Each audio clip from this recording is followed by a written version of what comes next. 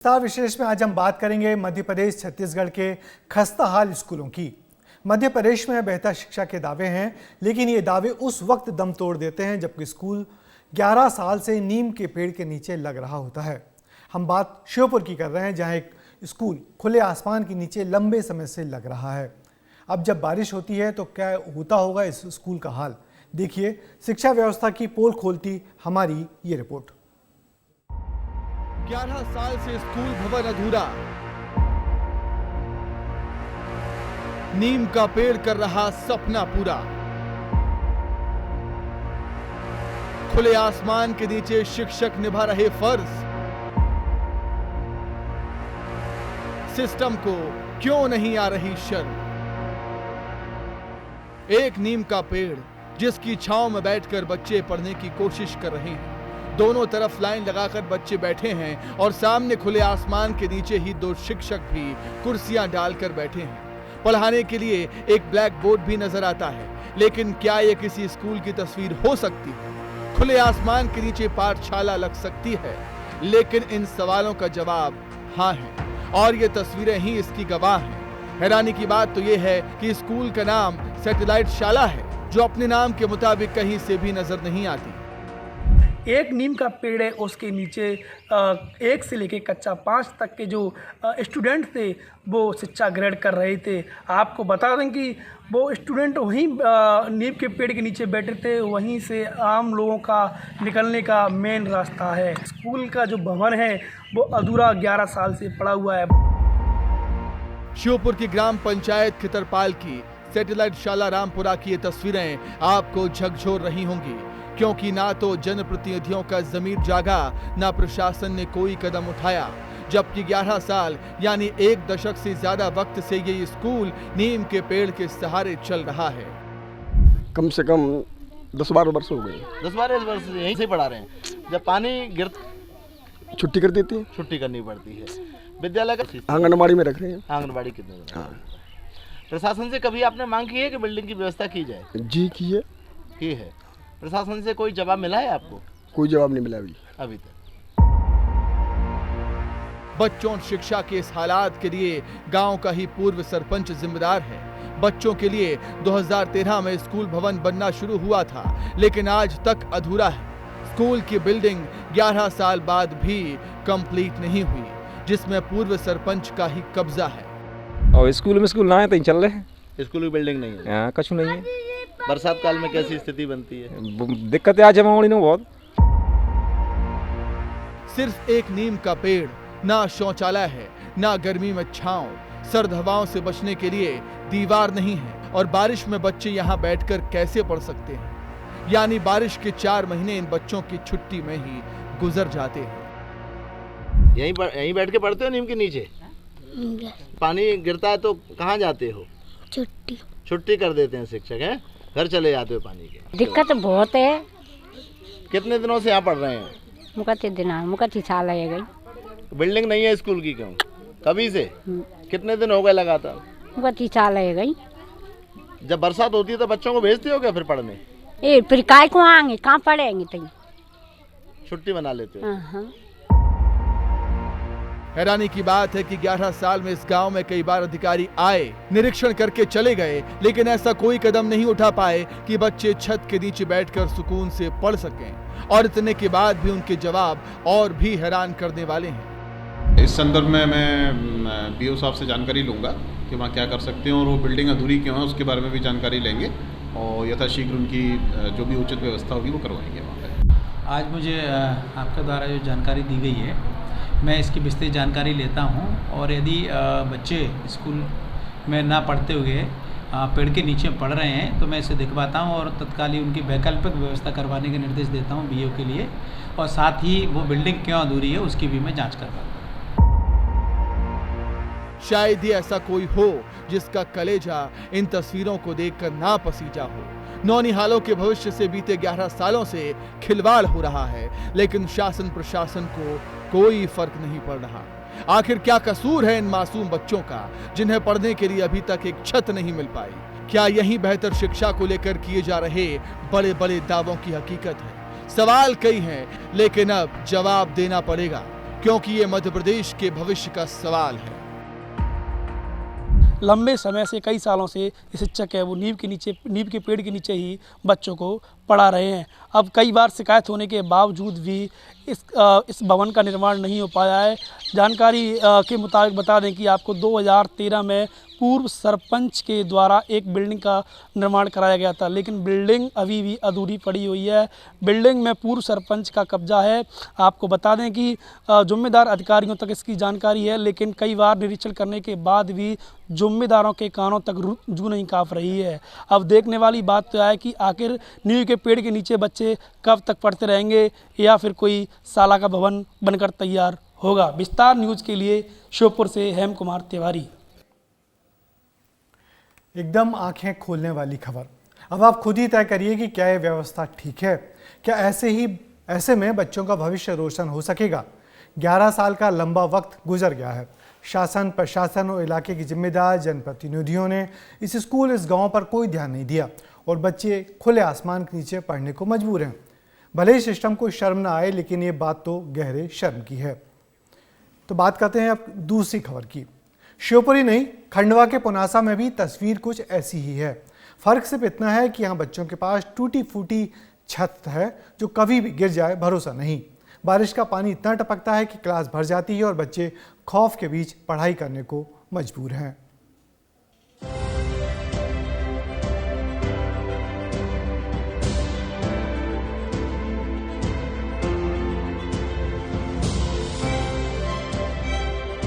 खंडवा के हरसूद ब्लॉक की प्राथमिक शाला, वो शाला जहां बच्चे अपनी जान जोखिम में डालकर पढ़ने को मजबूर हैं। क्लास पानी पानी हो रही है।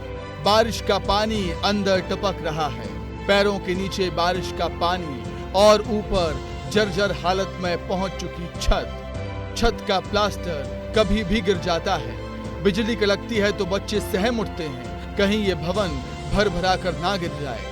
अब अंदाजा लगा सकते हैं कि बच्चे कितनी दहशत के साथ स्कूल में पढ़ रहे होंगे। कई बच्चे तो ऐसे हैं जिन्हें बारिश के दौरान माता पिता स्कूल भी नहीं भेजते, क्योंकि उन्हें भविष्य से ज्यादा अपने बच्चों की जान की चिंता है। क्या होता बेटा? ना पानी निकलता है, ना बिजली का कड़कती है, तो हमें पापा स्कूल नहीं भेजते। ये ना जाए स्कूल, पानी आता है तो ये भर जाती है। बिजली गिरते थे, हमको डर लगता है कि स्कूल गिर ना जाए। उधर क्लास भरी हुई है पानी में। पानी गलता है कि पानी भरेगी। सर लगाए, बहुत दिन का लगा रहा है, पर अभी तो कोई सुनवाई नहीं हो रही। क्या पानी में बच्चे बैठ रहे हैं। हम चाहते हैं स्कूल अच्छी होनी हमारी। ऐसा नहीं है कि ये हालात पहली बार बने हैं। बीते 5 सालों से बारिश इसी खौफ के बीच गुजर रही है। शिक्षकों ने अधिकारियों से शिकायत भी की है, लेकिन सुनवाई नहीं हुई, जिसके बाद वो पानी ना टपके इसके लिए स्कूल को पॉलीथिन से कवर कर बारिश निकालते हैं, ताकि कम से कम पानी से तो बच्चों और खुद को बचाया जा सके और बच्चे सूखे में बैठकर पढ़ सकें। सर, ये आज जो ऊपर प्लास्टिक डल रही है, क्या हर साल डलती है? क्या कारण है? हाँ, 3-4 साल से डाल रहा हूँ, क्योंकि बिल्डिंग पूरी पानी का दिशा होती है। अच्छा। तो पूरी छत टपकती, मतलब 1 इंच की जगह बैठने के लिए नहीं रहती। अच्छा। अपने उच्च अधिकारियों को, जो भी अपने वरिष्ठ अधिकारी, उनके संज्ञान में ये बात है। अच्छा। हाँ। तो अभी तक तो कुछ नहीं, बस 1-2 बार दोहरे हुए हैं जी, देखते गए, लेकिन कोई फाइनल नहीं हो पाया इसका। और यहाँ पर बारिश के दिनों में बहुत समस्या होती है। बारिश होने से पानी ऊपर से बच्चों को टपकता है, नीचे पानी भरा रहता है। बाहर के गांव वाले लोग बच्चों को भेजने से भी मना करते हैं कि कहीं भवन गिर ना जाए, है ना। इसलिए बारिश के दिनों में उपस्थिति भी बहुत कम रहती है यहाँ पर। शिक्षकों की चिंता और कवायद जायज है। कम से कम पानी से कुछ राहत तो मिलेगी, लेकिन ये समाधान हो सकता है क्या? और जवाब है किसी भी सूरत में नहीं, क्योंकि इससे बारिश का पानी तो रुक जाएगा, लेकिन हादसे का खतरा नहीं टलेगा। अब सवाल उठता है कि आखिर इतने वर्षों से बच्चे जान जोखिम में डालकर पढ़ने को मजबूर क्यों हैं? शिकायतों, आवेदन के बाद भी अधिकारी ध्यान क्यों नहीं दे रहे? स्कूल की हालत इतनी जर्जर क्यों है, जबकि मिशन कायाकल्प के नाम पर करोड़ों खर्च किए जा रहे हैं? अब देखना होगा कि अधिकारी संज्ञान लेंगे या फिर बच्चों को यूं ही खतरों के साए में पढ़ने को छोड़ देंगे। पुनासा से विस्तार न्यूज के लिए संदीप सोनी की रिपोर्ट। तो आपने मध्य प्रदेश में शिक्षा व्यवस्था का हाल देखा।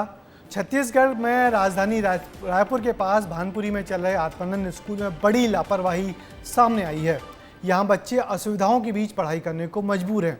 यहाँ इतने शिक्षक भी नहीं हैं कि अच्छे तरीके से इन बच्चों को पढ़ाई कराई जा सके। देखिए शिक्षा व्यवस्था की पोल खोलती हमारी ये खास रिपोर्ट।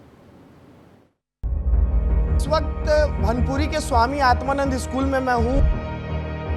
सर बैठते नहीं बनते हैं, आज झाड़ नहीं लगा है, सफाई नहीं हो रहा है, वॉशरूम अगर सर कंडीशन अच्छी नहीं है। टीचर्स को मिड डे मील्स बांटना पड़ता है।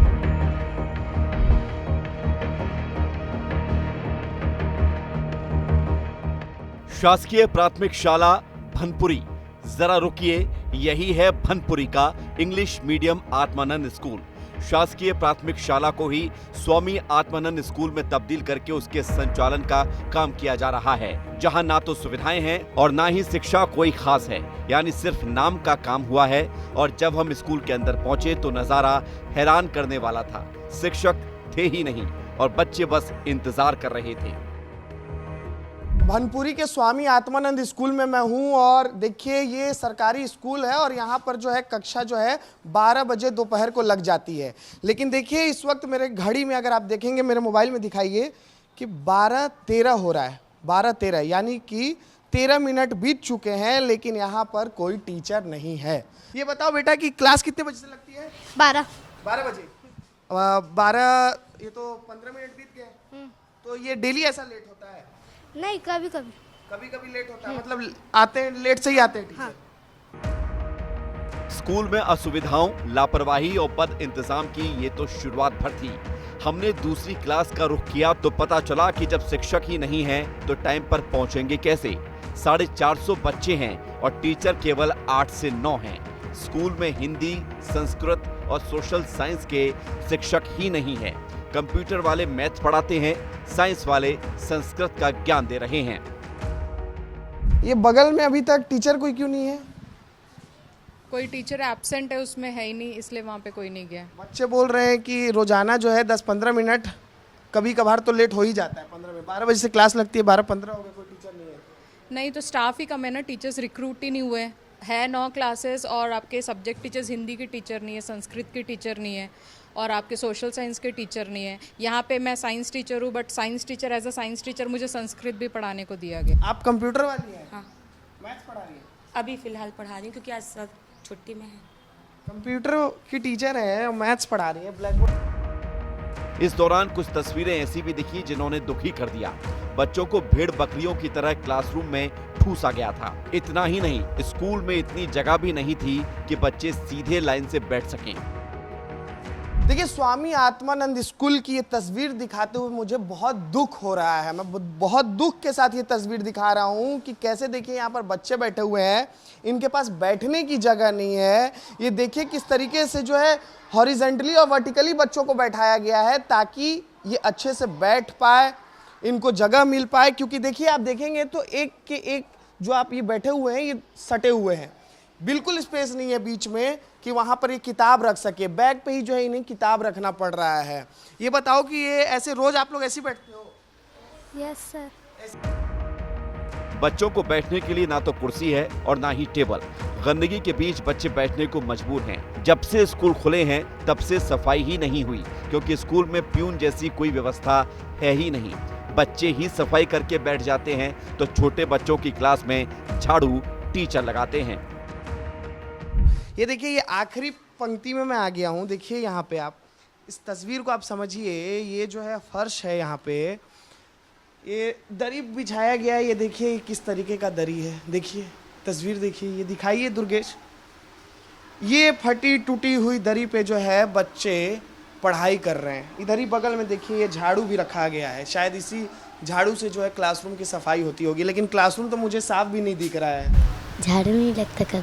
झाड़ू नहीं लगता है, ऐसी गंदगी हमेशा रहती है। और जहाँ ये बैठते हैं इसको भी दिखाना ज़रूरी है। इसको दिखाइए दुर्गेश कि जहाँ बैठते हैं उसकी भी मुझे जो है जो नज़र आ रहा है ये भी सही नज़र नहीं आ रहा है मुझे, क्योंकि देखिए ये एक दरी है और ये भी जो है पूरा जो है रद्दी जो दरी है ये पूरा गंदा नज़र आ रहा है। ऐसे बैठते हो आप लोग? तो ये गंदगी ऐसी फैली रहती है क्या, साफ सफाई नहीं होती है क्या? नहीं, ज़्यादातर अभी 26 से जब हम लोग आ रहे हैं तब से ना सफाई नहीं हो रहा है। मतलब आते हैं हम लोग ऐसे ही करते हैं, ये दरी से ही थोड़ा बहुत साइड। बच्ची फटी टाट पट्टी और गंदगी के बीच पड़ने को मजबूर है। वहीं बातों ही बातों में शिक्षकों का दर्द भी सामने आ गया। शिक्षकों ने बताया कि प्यून तो है ही नहीं, रसोई की व्यवस्था भी नहीं है। आलम यह है कि मिड डे मील का खाना भी शिक्षकों को ही परोसना पड़ता है। कोई प्यून ही नहीं है हमारे स्कूल में। इवन मिड डे मील्स बांटने के लिए नहीं, आप बच्चों से पूछिए, हम लोग टीचर्स को मिड डे मील्स बांटना पड़ता है। असुविधाएं झकझोर रही थी, परेशान कर रही थी कि आखिर बच्चे किन हालातों में शिक्षा हासिल कर रहे हैं। तभी कुछ बच्चों ने शौचालय की समस्या को भी सामने रख दिया। खासकर छात्राओं को भारी परेशानी का सामना करना पड़ता है क्योंकि यहाँ शौचालयों की हालत ठीक नहीं है। वॉशरूम वगैरह ठीक है, बाथरूम वगैरह? नहीं सर, ठीक है कि नहीं वो? No sir. और वॉशरूम वगैरह?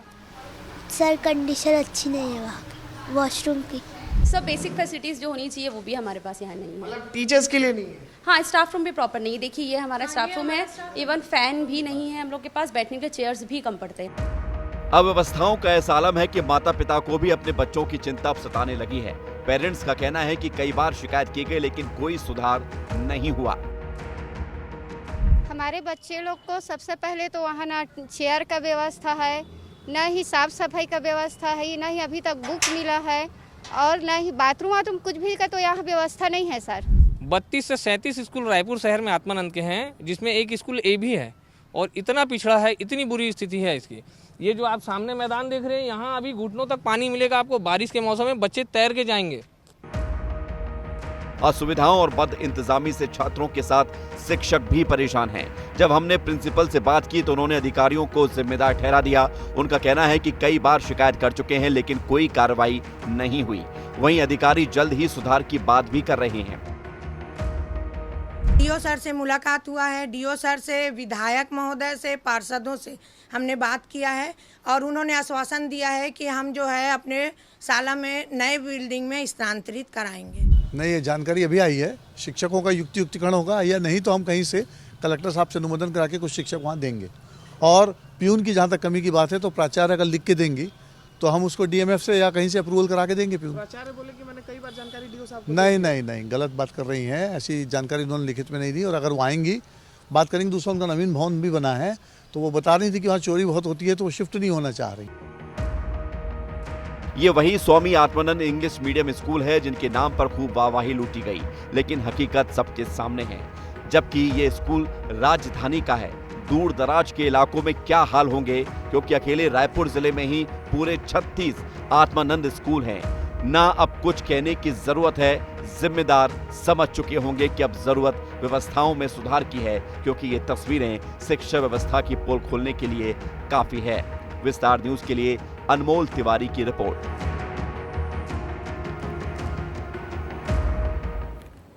अनमोल तिवारी की शानदार रिपोर्ट के बाद अब आगे बढ़ते हैं। देखिए, विस्तार न्यूज की खबर का हुआ है बड़ा असर।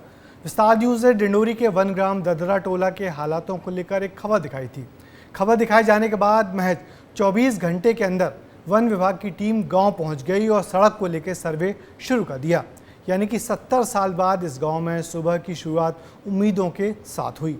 देखिए ये खास रिपोर्ट। 2 जुलाई 2024 रात 9:30 बजे। विकास का ढिढोरा खूब पीटा जाता है, लेकिन यहाँ के वन ग्राम ददरा टोला की डगर बड़ी मुश्किल है। ये सफर डिंडोरी के उस गांव का है जो आज तक मूलभूत सुविधाओं की बाट जो रहा है, और महज 24 घंटे के अंदर वनग्राम के निवासियों द्वारा मूलभूत सुविधाओं के लिए कल मांग की गई है। पहुंच मार्ग, पानी की समस्या, स्कूल, आंगनबाड़ी, इसमें रेंज ऑफिसर को निर्देशित कर दिया गया है।